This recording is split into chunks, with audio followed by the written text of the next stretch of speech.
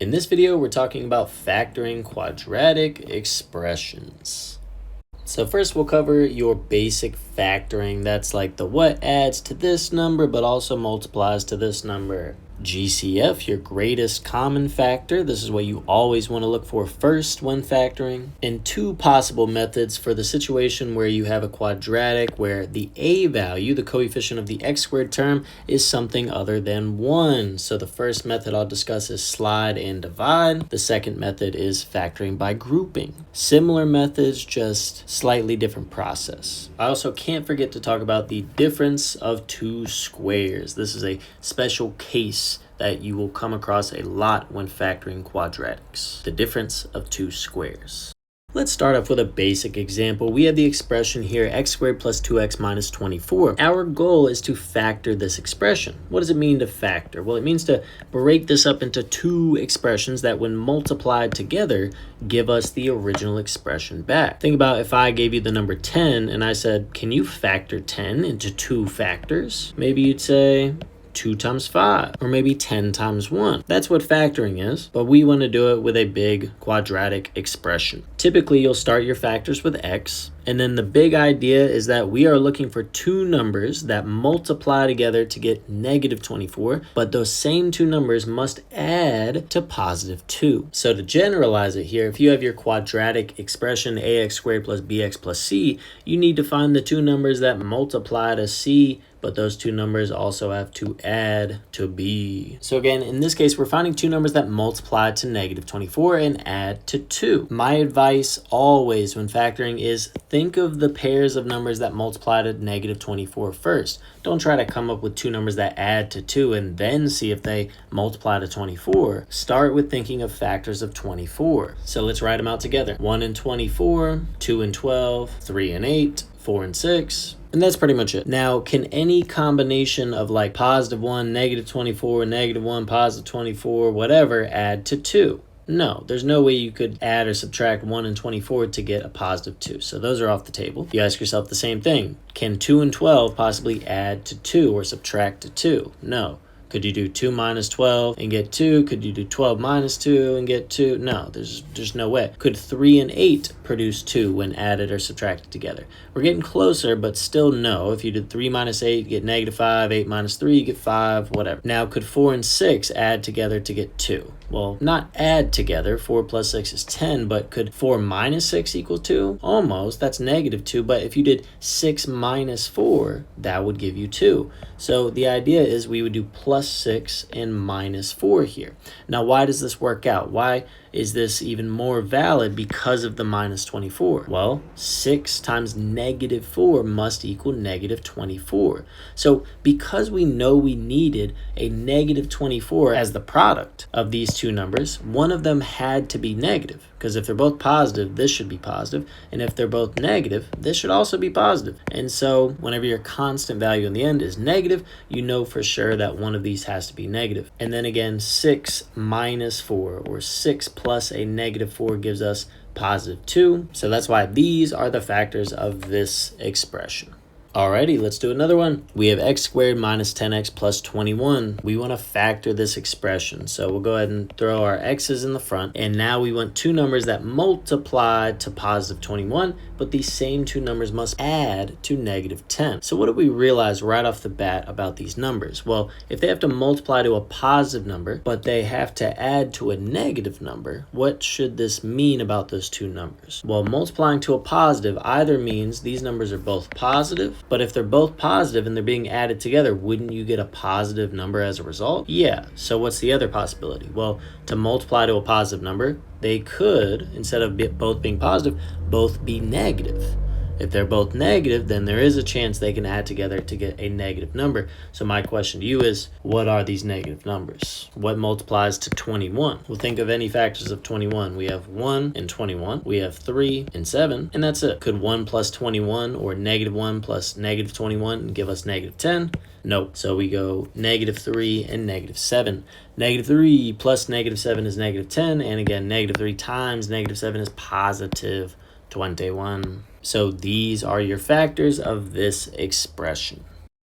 Let's try one more here. We have x squared minus 12x minus 45. I'm going to need your help with this one. We want to factor this into two factors. Both factors start with x, but can you please help me find the two numbers that multiply to negative 45 and add to negative 12? Take a moment to think of all the possible factors of negative 45. What two numbers multiply to negative 45? Let's start with a list together. We'll just do 1 and 45. We'll sort of ignore the signs for the time being. We have 3 and 15. We have 5 and 9. And I think that's it. So which of these pairs could possibly add to negative 12, given that one of them might be positive, one might be negative? Well, since we know the 45 is negative, we know that one of these numbers in one of these pairs has to be negative. We know that one of these numbers has to be negative and one has to be positive. So 45 and 1, nowhere near negative 12, so I'm getting rid of those. 3 and 15, there might be a chance. 12 is 3 away from 15. So maybe we could make that work. 5 and 9, 5 plus 9 is kind of close to 12, but it's not quite there. So I'm crossing that one out. In order to make minus 12 work, we want to subtract 15 and add back 3. So our factors are x minus 15 and x plus 3. Take a moment now and try these two problems on your own. Take a moment to factor this expression and this expression. When you look at these two problems, your initial thought might be, these numbers are really small. This is going to be very easy. But this is one of those problems that sort of makes you like really confirm, wait, am I multiplying to this number or multiplying to this number, adding to this number, adding to this number? What is it? And so this is a true test of your abilities here. Again, we want to come up with the two numbers that multiply to 6 but add to negative 5 in this case. So that would be a minus 3 and a minus 2. Negative 3 times negative 2 is positive 6, but negative 3 plus negative 2 is negative 5. So x minus 3, x minus 2, or vice versa, x minus 2 times x minus 3. Again, these are being multiplied, so multiplication is commutative. You can have it in either order, and that is still the correct answer. Let's talk about the second one. X squared minus 5x minus 6. We need two numbers multiplying to negative 6, but those two numbers have to add to negative 5. Now, why does this change things? Well, since this is negative, then we need one of our numbers here to be negative and one to be positive. So we have x plus something, x minus something, right? Now, it can't be 2 and 3 because now you're getting like mismatched values. If you had minus 2 plus 3, negative 2 plus 3 is 1. If you had negative 3 plus 2, you have negative 1. So it literally can't be a combination of 3 and 2. So what are the other factors of 6? Well, there's 2 and 3, 1 and 6. So if you have x minus 6, x plus 1, now we have two numbers that add to negative 5. So these are the factors of this expression. Fun little back-to-back problems there. Hope you learned something. Let's talk about GCF. That stands for greatest common factor. Greatest common factor is a super important concept when factoring. It's typically the first thing you want to look for when factoring. So when you see an expression like this, notice how there's no, plus 10 or plus, 7. There's no constant on the end. There's just two terms. So this might throw your brain off. You're like, what's going to multiply to what? What adds to what? Is it going to multiply to 4 and add to 1? No. This is a situation where you want to back up and say, oh, well, in order to factor this, I just need two terms or two expressions that multiply together to get these two. Now, to help us think about that, we really just ask ourselves, what's the greatest common factor of each of these terms? In other words, what do these two terms have in common? Well, these terms have in common the variable x. So x is one of our factors. And what we're going to do is factor out the x from x squared and from 4x. To factor something out of something else is to basically divide it out from that term. If I take x squared and I divide it by x, I have x left. If I take 4x and divide it by x, I have 4 left. And so my first factor is x, my next factor is x plus 4, and that's it. These are my two factors of this expression. If you factor something using a GCF and you're not sure whether you have the right factors, keep in mind you should always be able to distribute this and see that, x times x is x squared and x times 4 is 4x. You should be able to distribute it and see that you actually get back the original expression. That's how you can and check if you have the right factors. With that being said, that also works back with these basic factoring problems. Like if you wanted to check if these were actually the right factors of x squared minus 5x minus 6, you could FOIL this out. First, x times x is x squared. Outer, x times 1 is plus x. Inner, negative 6 times x is minus 6x. And last, negative 6 times 1 is minus 6. X minus 6x is negative 5x. So in fact, we do get back the original expression. Now, getting too carried away here, this was just a basic example of GCF. Let's do one more. Let's factor this expression here, x squared minus 7x. I always start with the GCF. What do these two terms have in common? That would be x. If we factor out x from this term and that term, what do we have left? X minus 7, because x times x is x squared and x times minus 7 is minus 7x. So again, x and x minus 7 are your factors of this expression. They are the two expressions that multiply together to get this greater expression. Let's try this one. What are the factors of this expression here? Again, starting with the GCF, what do these two terms have in common? Well, of course they have the x. We got the hang of that. But what else do they have in common? Coefficient-wise, 2 and 6 share a factor of 2. So we can actually pull out a 2 from both terms. If we have 2x squared and we take out a 2x, the 2's are gone, but it's going to leave us with just 1x. If we have a minus 6x and we're taking out a 2x, we have a minus. 6 divided by 2 is 3, and x divided by x is 1. So basically the x's are gone. And so our two factors are 2x and x minus 3. Again, we can check that these factors are correct by distributing the 2x to the x minus 3 and confirm that it gives us that. I won't do that, but you could try it on your own time if you want. In some situations, you might be given a crazy looking expression and you might say, how am I going to approach this? I don't know what to do with this 3 in front. Well, this is why we look for GCFs right off the start. It's always a good thing to look for because sometimes, even if you don't have an expression with just 2 terms, but you have an expression with 3 terms, you might still have a greatest common factor. You might have something that all 3 terms have in common. And in this case, what is that factor? That's 3. We can take out a 3 here. 15 is divisible by 3 and 18 is divisible by 3. So our greatest common factor is 3. If we factor out a 3, we're left with x squared plus 15 divided by 3 is 5. So we have 5x. 18 divided by 3 is 6. So then we have 3 times x squared plus 5x plus 6, which allows us to factor this expression even further because now, once we've pulled out the 3, we can see that this is a factorable expression, meaning we can leave the 3 on the outside and then just factor this expression into 2 more factors. What are the factors of this expression? We start with our x's and we ask ourselves, what multiplies to 6? And adds to 5. So that would be plus 2 and plus 3. So that would be 2 and 3. So all of our factors all together are 3 times x plus 2 times x plus 3. Now you might ask, why do you have to include the 3? Well, 3 is one of the factors. 3 is one of the terms that when multiplied everything out, once you multiply everything out, you get the original expression back. So if we're being asked what the factors are of this expression, you better include that 3 because it's part of the full factorization of the original expression. Go ahead and try this one on your own. Find the full factorization. Find all the factors of this expression here. All right, let's work it out together. What's the first thing to look for when factoring? That's a GCF. What do all of these have in common? A nice big 2. If we factor out a 2, we are left with x squared plus 2x minus 35. Now we want to factor this expression even further. So we break it up. We have the x, we have the x. We need 2 numbers multiplying to negative 35 by adding to 2. First factors of 35 that come to mind are 7 and 5. So if we want to add to 2, we need a positive 7 and a negative 5. 7 times negative 5 gives us negative 35. And 7 minus 5 gives us 2. So these are all the factors of the original expression. This is the full factorization of the original expression.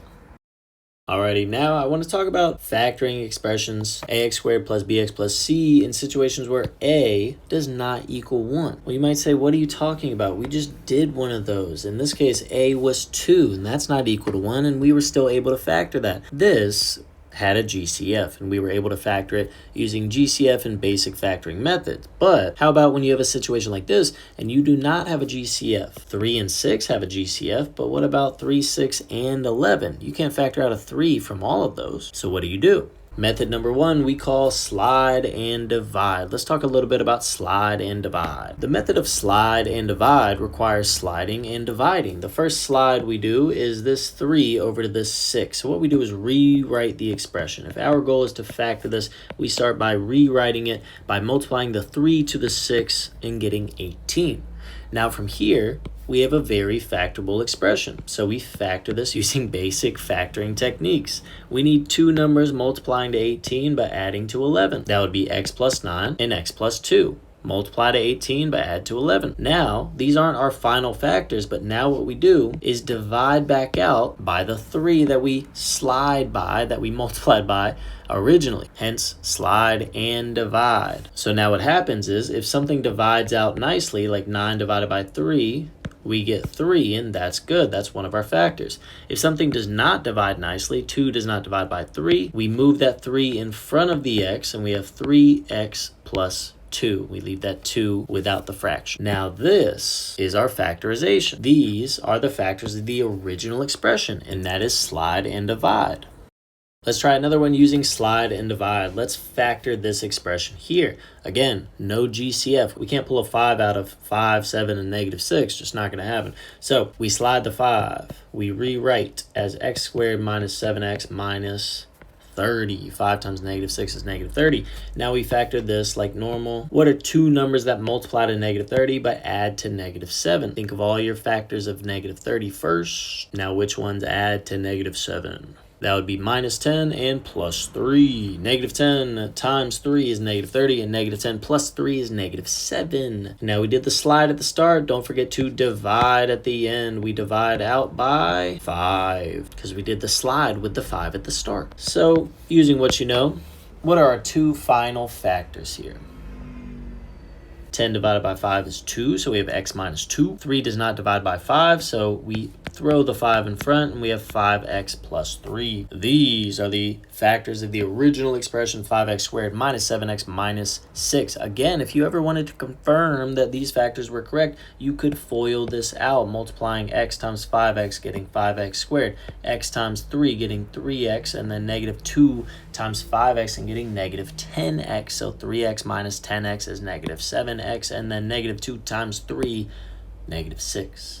Now, what's this other method? What's the other method I mentioned? The other method I mentioned for these situations is factoring by grouping. Let's do the same problem we just did, but with factoring by grouping. I'll be honest, the start of these problems is very similar. You basically want to imagine for factoring by grouping what 5 times negative 6 is. You want to do that calculation first and get negative 30. You might have learned even to put a little x and a negative 30 there and maybe a negative 7 up here, because now you're still asking yourself the same question. You're asking yourself what multiplies to negative 30 but adds to negative 7. So roughly you're still doing the sliding in a loose way, but you're not going to rewrite the whole expression. We will rewrite it, but we won't rewrite it with the minus 30 on the end like we did before. So once we come up with the two numbers, well, we know it's plus 3 and minus 10, or minus 10 plus 3, whatever. What we do now is rewrite the x term by splitting it up into two x terms with these coefficients, 3 and minus 10. So again, we're rewriting this expression as 5x squared plus 3x minus 10x minus 6. So again, what we did is just split up the minus 7x into 3x minus 10x. That is equivalent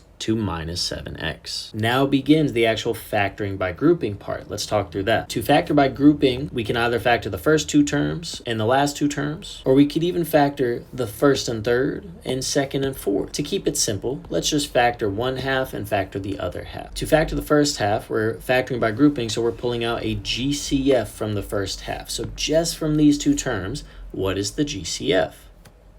Well, 5 and 3 don't share any factors, but they do have an x in common, so we factor out an x. If we take out an x from these two terms, what do we have left? That'd be 5x plus 3. Now let's factor these two terms. What do these two terms have in common? Well, they have a minus in common. They have 2 in common because 10 is divisible by 2 and 6 is divisible by 2. And that's it. When we factor out a negative 2 from negative 10x, we have 5x. When we factor out a negative 2 from minus 6, we have plus 3. Now, what do you notice about these two halves? They have a factor in common. They have 5x plus 3 in common. So what we are about to do is pull out a GCF from this term and from this term. This is one term, this is one term. And these two terms have 5x plus 3 in common. So we are going to factor out 5x plus 3. Now, what does that leave us with? If we take out 5x plus 3 from the first term, we're left with x. If we take out 5x plus 3 from the second term, we're left with minus 2. And these are our factors. So it's still the same amount of lines, but initially you might be saying slide and divide was way easier. That's just my preference. That's my takeaway. I haven't been doing this method as long as I have been slide and divide, so maybe you prefer the factoring by grouping method. Maybe you've learned that already, and I just helped you kind of relearn it a little bit. But notice, we get the same factors. We have x minus 2, 5x plus 3. X minus 2, 5x plus 3. Same factors. You'll get the same result, but the methods are slightly different. So now, if you want to practice your factoring by grouping method, go ahead and practice it with this problem here. Factor this expression using factoring by grouping. All right, let's get into it. Let's make an x. Let's think about what 4 times 5 is. That's 20. We throw our 12 up top. We ask ourselves what multiplies to 20 but adds to 12. Well, it's not 4 and 5. 4 plus 5 is not 12. It's not 1 and 20. 1 plus 20 would be 21. So it must be 2 and 10. So our next step is to break up the 12 into 2 and 10. So we have 4x squared plus 2x plus 10x plus 5. Now we factor by grouping. This group, that group. GCF for the first half is 2x. When we factor out 2x, we have a 2x plus 1. Make sure when you take out a 2x from a 2x, that's like 2x divided by 2x. You should have a placeholder here. Do not just say it's 2x and then nothing. It's 2x plus 1. Next half, what's the GCF between 10x and 5? That would be 5. When we factor out a 5, we have left a 2x plus 1. Notice this term and this term have a term in common, and that is 2x plus 1. So we're going to factor out the 2x plus 1, and it's going to leave us with 2x plus 5. And those are the factors of the original expression, 4x squared plus 12x plus 5. So again, whenever you have a situation where you have to factor an expression where the coefficient of the x squared term is something other than 1 and you can't pull out a GCF, remember to either use slide and divide or factoring by grouping. The last thing I need to talk about is factoring a difference of two squares. That is a squared minus b squared. Let's start with an example. If I gave you the expression x squared minus 16 and I said, can you factor this? What would you say? Go ahead and give it a shot. We just need two expressions that when multiplied together give us x squared minus 16. Hopefully in your head you're running through the options. Do I have a GCF? No GCF between x squared and 16. How about, well, the coefficient of the x squared term is 1, so there's no slide and divide, nor is there factoring by grouping. Maybe the best thing you can do to help yourself is to rewrite the expression with an x term with a coefficient of 0. At least this way you could properly ask yourself, what multiplies to negative 16 but adds to 0? Go ahead and give it a shot now, because I think you can get it. Let's, of course, start with our x's there. Now, what two numbers multiply to negative 16 but add to 0? That would be 4 and negative 4. X plus 4 and x minus 4 are the factors of x squared minus 16. 4 times negative 4 is negative 16, and 4 plus negative 4 is 0. So again, x plus 4 and x minus 4 are the factors of x squared minus 16. Now, what's the trick? Is there an easier way to do this without having to write that 0x in the middle every single time? Well, yeah. The first thing to do is recognize that x squared is a perfect square and 16 is a perfect square. And so a squared minus b squared can always be factored into a plus b, a minus b every single time. Meaning, if you have something like x squared minus 25 and you have to factor this, we just take the square root of each thing, x and 5, and do x plus 5, x minus 5. Even in the opposite order, if you have 49 minus x squared, if you're asked to factor this, you take the square root of 49, get 7, square root of x squared, x, 1 plus, 1 minus, that's it. These are your factors. So do this one on your own. Factor this expression, x squared minus 100. Square root of x squared is x. Square root of 100 is 10. So we have x plus 10, x minus 10. How about this one? What are the factors of x squared minus 64? If you said x plus 8, x minus 8, you are correct. And if you said x minus 8, x plus 8, you're also correct. So that's pretty much it for a difference of two squares for now. Again, if you have a difference of two squares, a squared minus b squared, you will always factor it into a plus b, a minus b. So just for practice, using two methods we learned today, factor 3x squared minus 75. Well, what's the first thing to look for? The first thing to look for is a GCF. The GCF here is 3. When you factor out a 3, you have x squared minus 25. How can you factor this further? Well, x squared minus 25 is a difference of two squares. So we can break that up into x plus 5, x minus 5. So all together, our factors are 3 times x plus 5, x minus 5. So that about wraps it up. Again, in this video, we covered basic factoring, what adds to this and multiplies to that. We covered greatest common factor. The GCF is always what you want to look for first when factoring. We talked about two methods to factor expressions like this where a does not equal 1. One was sliding and dividing, and the other was factoring by grouping. And last but not least, we covered factoring a difference of two squares. A squared minus b squared is equal to a plus b, a minus b every time. Thanks so much for watching this video on factoring quadratic expressions. If you have any questions on anything, please let me know. See you in the next video. Bye-bye.